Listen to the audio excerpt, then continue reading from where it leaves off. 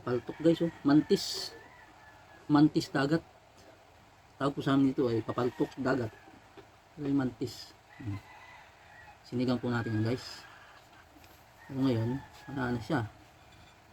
Kaon na siya guys.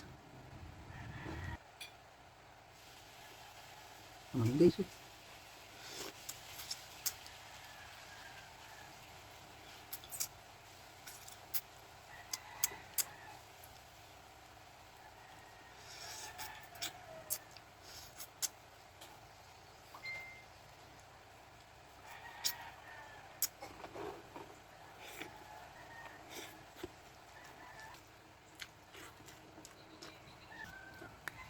Ayun.